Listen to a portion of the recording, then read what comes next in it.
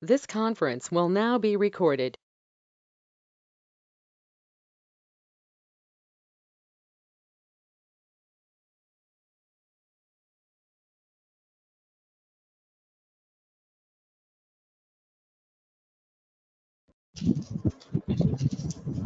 మొదలెట్టేచ్చా దీని తర్వాత ఇంకెవరు లేరుగా class.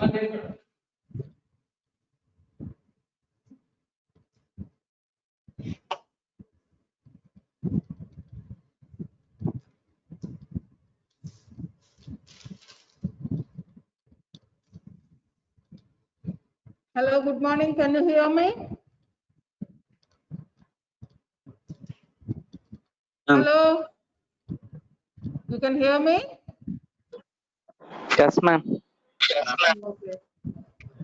Today's class is on polyhydramnios. Is this class over for you?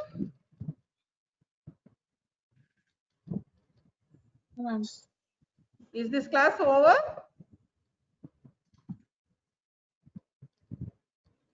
Or No, repeat again? Huh? Over in theory? No, ma'am. Not it. Over? No, huh? ma'am. No. Huh? Okay, listen. Huh? So before going to the polyhydramnios, you better know about the amniotic fluid. Origin of amniotic fluid? It is not properly precise origin, correct origin of liquor is not yet well understood. It is probably from the both maternal and fetal origin. And this amniotic fluid is every 3 hours it is replaced. And this contains longo hair, epithelial cells in the meconium, and it indicates that it passes through into the gut. See, amniotic fluid, the measurement is very much important. At 12 weeks, it will be usually 50 ml. At 20 weeks, 400 ml. 36 to 38 weeks, it is highest peak. That is 1 liter it will be. Thereafter, what is term? Up to 40 weeks, isn't it? After 38 weeks, usually the amount decreases. At term 40 weeks, it will be 600 to 800 ml. And still further, as the pregnancy continues, the amniotic fluid further diminishes. At 43 weeks, it is 200 ml. So, this is very much important for you. 12 weeks, 50 ml simple. 20 weeks, 400 ml. 1 liter at 36 to 38 weeks. And for treatment part also, this part is very much important. Thereafter, it decreases on its own. Till term, it will be 600 to 800 ml. Okay. Not only that, its physical features are, it is alkaline in nature. Color is usually colorless, but in term, that is nearing term, it is place star color will be present. This is mainly due to presence of epidermal cells, longo cells, and turbid due to presence of vernix caseosa. So simply remember, alkaline in nature, colorless, and term it is pale star colored. And not only coming to the color, it is usually colorless, but sometimes there are abnormal colors we'll see in the amniotic fluid whenever you rupture the membranes during the time of labor. So when you see the green in color, the color is green. It always indicates the fetus is under stress. It is meconium stain liquor. If it is golden color, it indicates RH incompatibility. The baby is having RH incompatibility in the uterus. Greenish yellow, saffron color, it is post maturity. Dark color, if you see, it is maybe probably accidental hemorrhage, that is APH. And that is concealed internal bleeding is giving the color of dark colored amniotic fluid. And dark brown, tobacco juice, it is due to mainly IUD, that is intrauterine death. This they will ask you an exam. So you should remember green color, meconium. Golden yellow color, RH incompatibility. Greenish yellow color or saffron, it is post maturity. Accidental hemorrhage, this they will ask dark color amniotic fluid. In IUD, dark brown. This you should remember. Then coming to the composition, You just remember what are the constituents you will see in urine. It contains what? Water. Then solid components, what are the urine examination? Just to remember sake, I am telling urine comparison. What does it contain in urine? Proteins, glucose, uric acid, say urea, creatinine, everything will be there, isn't it? So same thing you remember. Protein, glucose, blood urea, as you remember, uric acid, creatinine will be present. And not only that, hormones, prolactin, insulin and renin. All these things will be present in the amniotic fluid. And not only that, inorganic compounds are also present. They are nothing but sodium, chloride, potassium. And suspended particles include longohair, squamous cells from the fetal skin, vernix caseosa, and cells also from the respiratory tract, urinary bladder, and vagina. Why all this will come into the amniotic fluid, I will tell you then. Why this contains respiratory fluid, urinary bladder cells, vaginal cells of the fetus, and vernix caseosa. All this will be present in the as suspended particles. And you should know about the functions. What is the function of amniotic fluid during pregnancy? It acts as a shock absorber, number one. It maintains even temperature. And it allows, because of presence of fluid, it will be like a fish. The baby is like a fish. Free movement will be present. And there won't be any adhesion between the fetal parts and amniotic sac. And the nutritive value that is giving is very negligible. So main things are shock absorber. They maintain the even temperature. It allows the growth and free movement of the fetus and prevent adhesion. During labor, it helps in cervical dilatation, number one. And it doesn't interfere with blood circulation to the fetus as soon as membranes are intact. It guards against umbilical cord compression. And it has, the amniotic fluid has bacteriostatic action. It protects from the fetus and preventing ascending infection to the uterine cavity. So four things are, it actually helps in the dilatation of the cervix by acting as a hydrostatic wedge. Number two, simple. During uterine contraction, the placental circulation is not interfered because of presence of amniotic fluid. Number three, umbilical cord compression, it prevents umbilical cord compression. Number four, it has antiseptic bacterial or bactericidal action is present in the amniotic fluid. So now you have to know from where this amniotic fluid is coming. The correct origin, the precise origin is not known till now. Probable theories are maybe translation from the maternal serum, number one. Translation from the fetus side, from where umbilical cord or placental membrane. Amniotic epithelium will be present, right? In amnion, amniotic epithelium will be present. Amniotic epithelium also secretes amniotic fluid, number three. Number four, from the fetal skin. That's why we are having cells of the longohair. These are all come under the fetal skin. Fetal skin also contribute to the amniotic fluid up to 20 weeks of gestation. After that, what will happen? The skin will become thickened, keratinized. That's why it won't secrete or any no translation from the fetal skin. Then comes the fetal lung. Even from the fetal lung. That's why we are getting cells from the respiratory tract and also from the fetal urine. We will get amniotic fluid. So this they will ask you in exam. From where you are getting this amniotic fluid? Translation from the maternal, translation from the fetus, secretion from the amniotic epithelium, translation from the fetal skin, fetal urine, and fetal lung. This is the production side. Other side is the fetus also swallows the same amniotic fluid which is secreted into the amniotic cavity. The fetus swallows about 500 to 1000 ml of glycan every day. Okay, then intramembranous transport of water also will occur. That also will cause decrease whatever is there in the amniotic sac. It will be removed. Okay, have you understood? Production is from maternal, fetal side.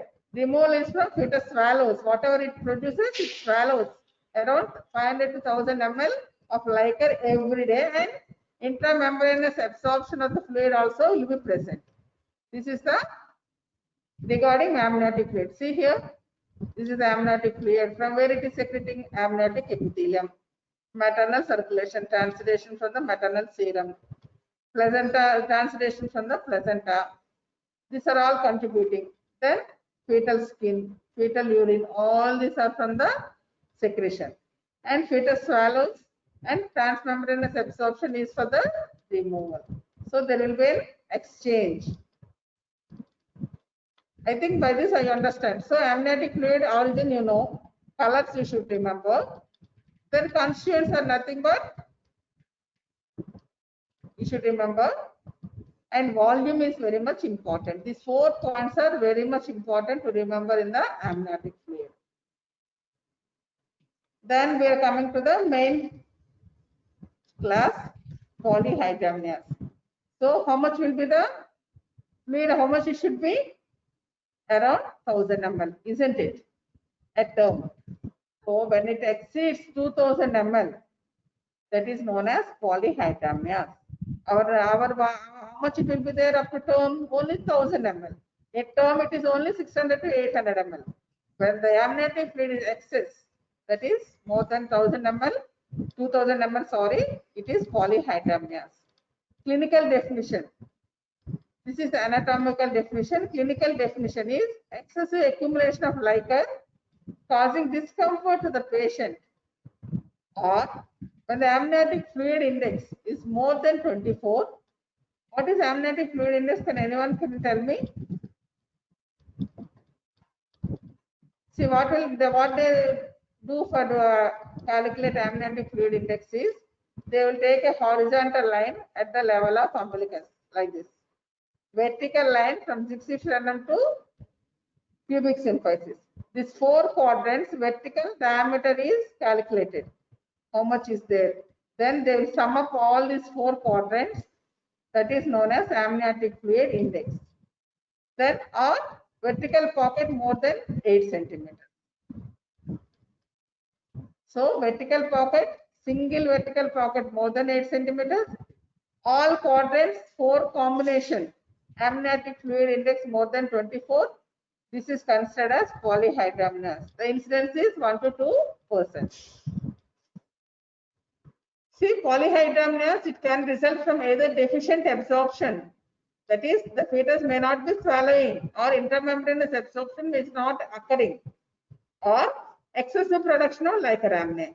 These 2 mechanisms, isn't it? Either it can be producing more, or it is not swallowing properly. This is the main cause for the polyhydramnios.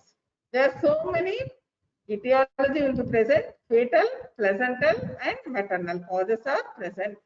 Even though these present, idiopathic are 50 to 60%. The cause is not known in these cases. Coming to the fetal anomaly.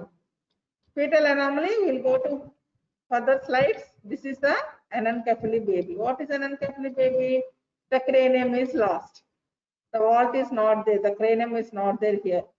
This is esophageal atresia, spina bifida, cleft lip and cleft palate, hydrocephalus, chromosomal abnormality. These are the fetal causes for the polyhydramnios. We'll go back.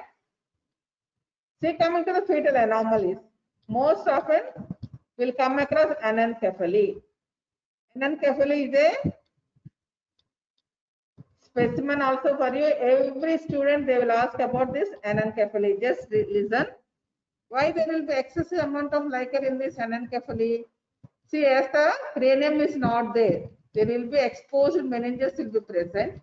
From there, the translation of fluid will occur into the amniotic fluid, number 1. Number 2, this baby will not have any swallowing reflex. So it won't swallow. That is number 2. Number 2, suppression of fetal antidiuretic hormone. That leads to excessive urination. They will ask what are the causes for polyhydramnios? What is the problem associated with anencephaly? They will ask me in exam definitely.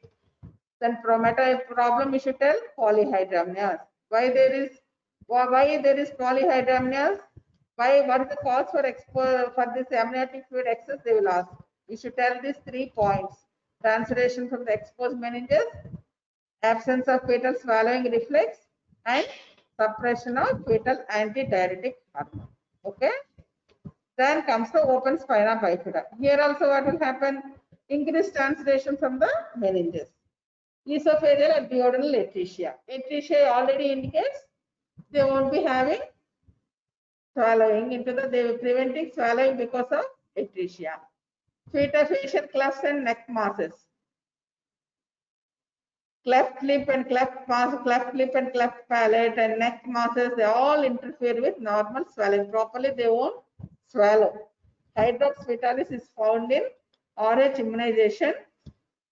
This is the one of the cause. And finally are the genetic syndromes. All this can lead to polyhydramnios. Listen properly. Polyhydramnios is a case for you in exam also. See here and then carefully 3 causes we should tell. Esophageal atresia, they can't swallow. Here also exposed meninges, there will be transudation, cleft lip, cleft palate, and facial neck masses.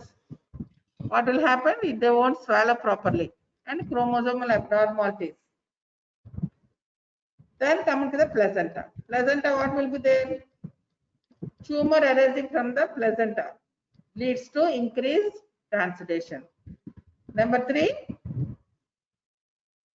Next comes the multiple gestation. Here hydramnios is most common in monozygotic twins. Twin to twin transfusion will occur and this develops into polyhydramnios. Twin, from one twin, other twin will take more amount of liquor. In one twin there will be oligohydramnios, one say because they are monozygotic, isn't it? So in other one what will happen? Polyhydramnios. Twin to twin transfusion will occur and one twin will get oligo and other twin will get poly. Coming to the maternal causes, diabetes is the most common cause for the polyhydramnios. So in diabetes what will happen? There will be, if it is not under control, okay, raised maternal blood sugar leads to raised fetal blood sugar. When the blood sugar is raised, what will happen? There will be more amount of, they will go for urination. So fetal diuresis will be present. That leads to hydramnios. This also they will ask you. Whenever you get a case of diabetes or polyhydramnios, what is the cause in maternal causes? They will ask you. Then cardiac and renal diseases, there will be edema of the placenta that leads to increase in transudation. So these are the causes: maternal, fetal, and placental. Polyhydramnios, there are 2 types. One is chronic and other is acute. Chronic is the one slowly it will develop. It will take few weeks. Acute is the one extremely rare. It is usually seen in twin gestation and usually it will develop before 20 weeks of gestation. Okay. Coming to the polyhydramnios, I already told you single vertical pocket more than 8 is considered as polyhydramnios. So polyhydramnios is divided according to the amount of liquor: mild, moderate, and severe. Mild is more than 8 to 11 centimeters. Moderate is deep vertical pocket 12 to 15 centimeters. Severe is deep vertical pocket more than 16 centimeters. This also they will ask you in exam. Mild, moderate, severe depends upon the amniotic fluid. Okay. And what are the symptoms they will have? See, the amount of liquor is more. Usually they will have cardiorespiratory symptoms. So what we will have? Palpitations, shortness of breath. Usually they will complain. And because of engorged uterus pressing over the inferior vena cava, what will happen? There will be edema of the legs, varicosities in legs or vulva, and hemorrhoids. These are the usual symptoms they will come across. Signs will be the patient will be dyspneic and there will be evidence of associated preeclampsia. What is preeclampsia associated? Edema, hypertension, and proteinuria will be present. When you examine a patient, these are the symptoms and signs. When you examine a patient, what will be there? The liquor is more. So what will happen? Abdomen is markedly enlarged. It looks globular and fullness in the flanks will be present. The skin, because of stretching, it will be tense, shiny, and large striae can be seen. Okay. And now here also they will ask one a question. What are the causes for more than the period of amenorrhea? See, here it is 20 weeks. Sorry, it is 28 weeks. The abdomen is distension will be present because of hydramnios. It will be up to 32 weeks. What are the conditions where you will have the abdominal inspection or palpation is more, height of the uterus is more than the period of amenorrhea? What are the causes? Can anyone tell me? Height of the uterus more than the period of amenorrhea. What are the other causes? Can anyone tell me? Hello, can you listen me? Can you hear me?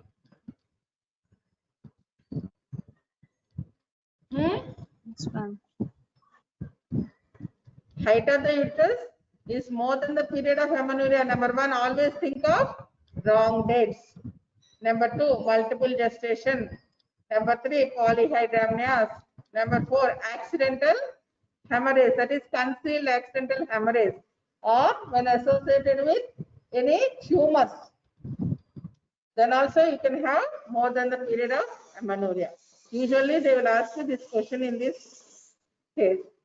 And cut of the abdomen is also more than the period of more than normal. Then fluid thrill can be elicited. Fetal parts, presentation and position cannot be well defined. And external penetration can also be elicited easily. Palpation, what height of the uterus will be more, girth will be more, fluid thrill and external penetration can be elicited. Fetal parts, position, presentation may not be well defined. Auscultation, fetal heart sound is distinctly heard, or sometimes you have to take the help of Doppler or ultrasound. Okay. Internal examination, when you do PV, in these cases, the cervix is pulled up. Number two, there will be dilatation in the cervical cervix, either fingertip or one finger can be admitted, and there will be bulging of the membranes because of increased amount of liquor. So these are the symptoms. Symptoms are nothing but they'll have distress, cardiorespiratory discomfort will be present.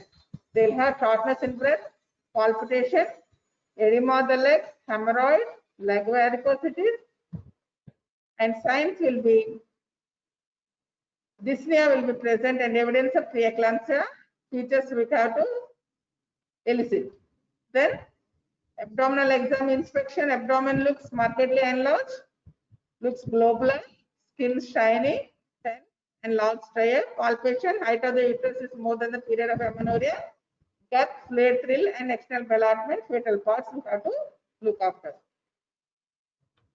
Then comes the investigation. The patient has come. We have elicited all these findings. What are the investigations? What are the important investigations? Routine investigations are hemoglobin, urine albumin, sugar micro, blood sugar, blood grouping. Why blood sugar is important? Because maternal diabetes plays a role in polyhydramnios. Blood grouping is important because RH immunization is important. May cause hydrops fetalis or fetal ascites. That is also one cause. And amniotic fluid also we have to do alpha fetoprotein estimation. This is usually a marker in the present the fetus is having open neural tubal defect. Already I told you open neural tubal defects are more common in polyhydramnios. Fetal causes, you remember, anencephaly, open neural meningomyelus, or any open neural tubal defects, esophageal atresia, all these are the causes. So amniotic fluid, alpha fetoprotein. An important investigation is sonography. Why scan is very much important? We can exclude multiple gestation. Number one, we can determine whether it is mild, moderate, severe. I mean, by counting the amount of liquor. To know the lie and presentation of the fetus, we can know, because clinically we are not able to ascertain. Okay, and any congenital malformation also we can diagnose. any CNS or gastrointestinal system or musculoskeletal system anomalies also we can rule out by seeing ultrasound. So ultrasound is very much important in diagnosing polyhydramnios. And how you are going to manage? Always early detection and control of diabetes, hypertension we have to do. RH immunization is can be prevented now. You can give anti-D injection at 28 weeks of gestation. Genetic counseling, because of previous history of congenital anomalies, we have to give genetic counseling, and treatment of polyhydramnios depends upon the underlying cause. If the cause is not known, we have to observe and we have to only treat the case. If it is mild symptoms are there, that is only deep vertical pocket 8 to 11 centimeters, we have to, no need to worry, all mild cases, just wait and watch policy, because I already told you after 36 to 38 weeks, the lichen will come down on its own. It will decreases as the pregnancy advances. So no need to worry for mild cases, just watch and wait policy is sufficient. And in severe cases, that is 16 more than 16 centimeters, what are the main aims of treatment?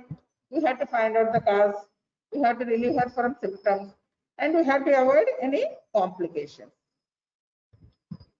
So first thing what we have to do, every patient have to give bed rest. Treatment associated conditions like preeclampsia, diabetes as usual, and diuretics, they won't have any role in this polyhydramnios. And not only that, previously we used to use indomethacin, now we are not using, because it causes premature closure of patent ductus arteriosus. Nowadays, that is COX-1 inhibitor, indomethacin. This is Sulindac. It is COX-2 inhibitor we are using now. 200 milligrams every 12 hours can be used. See here, as soon as the patient is admitted, we have to go for the, this is a chart, we have to remember. With the page, we have to do grouping, blood sugar, scan, any serology for infections, everything we have to do. With the baby, we have to see whether there is anomalous baby or no abnormality. If the abnormal baby is there, always refer to maternal higher center to if it is facilities are not there, and we have to terminate the pregnancy irrespective of gestational age. We have to terminate the pregnancy. If no fetal abnormality is found, the patient is responding to treatment. Continue, that is mild cases, continue the pregnancy. Any associated complicating factors we have to treat and deliver a term. If the patient is not responding or she is having distress, cardiorespiratory discomfort she is having, if it is less than 37 weeks, we can go for amino reduction or amniocentesis. If it is more than 38 weeks, that is term, we can go amniocentesis and we can stabilize the correction of lie if needed, stabilize with oxytocin treat, ARM can be done, and we can deliver at that time. Okay, if she is less than 37 weeks, amniocentesis. More than 38 weeks, either we can do amniocentesis to stabilize the lie and presentation, we can do syntocinon treat, and we can do ARM and deliver her. What is amniocentesis? Slow decompression of the amniotic fluid. Around 500 ml per hour can be done. How you will do? See here, this is the diagram. It should be better under the ultrasound guidance. See, here is the baby, here is the placenta. Why ultrasound guidance? We have to know where the placenta is to prevent APH, antepartum hemorrhage. So, at this place, we have to introduce the LP needle and we have to remove the amniotic fluid. Then they will ask you about the complications of polyhydramnios. During pregnancy, what are the complications you will across? It is associated with preeclampsia, diabetes, and malpresentations because of floating head, premature rupture of membranes, because over distension of the membranes can lead to premature rupture of membrane. There will be a break in the membranes that leads to premature rupture of membranes. Preterm labor and accidental hemorrhage. These are the main problems we'll come across during pregnancy. During labor, same thing, early rupture of membranes because of sudden burst of escape of water, that is amniotic fluid. Because of more amount of water is leaked out, there can be cord prolapse. Then uterine inertia they can have, and increased operative delivery because of malpresentations they can have, and retained placenta, postpartum hemorrhage. These are the main problems we'll come across during labor. So early rupture of membranes, cord prolapse, uterine inertia, operative delivery chances are there because of malpresentation, and they can have retained placenta and PPH and shock. These are the main dreaded complications we may come across. Okay, during puerperium, because of over-distended uterus, they can be subevolution, and not only that, because of operative interference, or they can have infection. And fetal problems are prematurity, congenital abnormalities, hydrops fetalis, and affects increasing operative delivery and accidental hemorrhage. So, prematurity is the main cause, congenital anomalies, hydrops fetalis, and morbidity due to operative delivery. Okay, these are the complications they will ask you in exam. So, coming to the acute polyhydramnios, acute hydramnios is extremely rare. Here the onset is very acute, accumulates within few days. In chronic, few weeks it will take.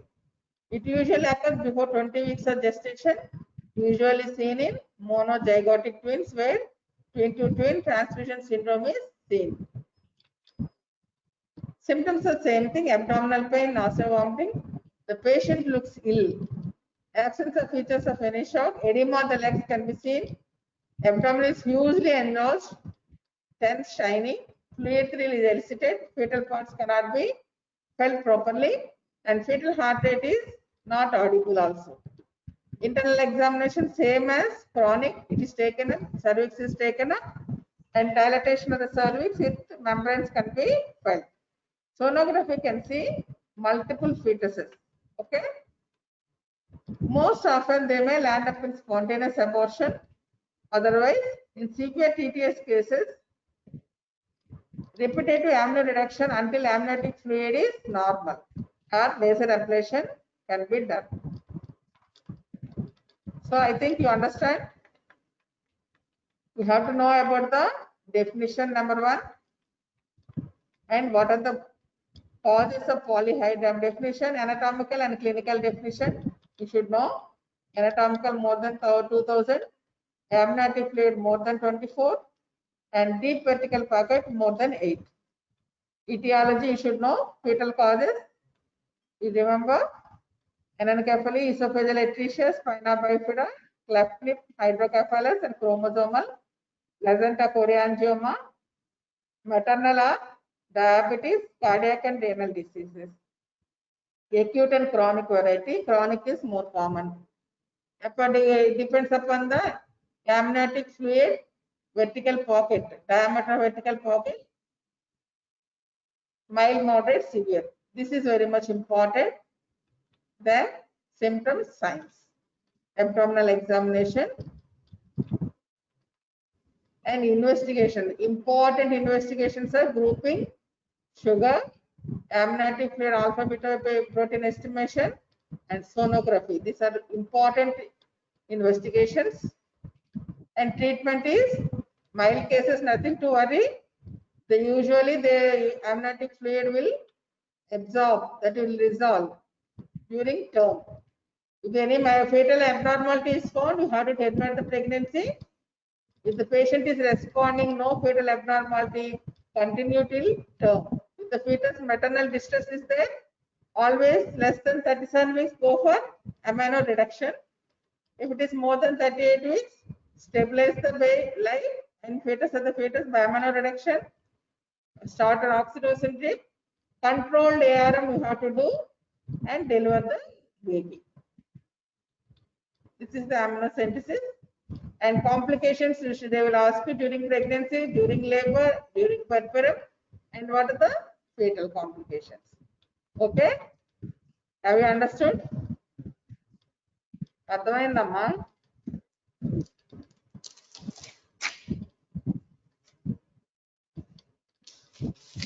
Thank you.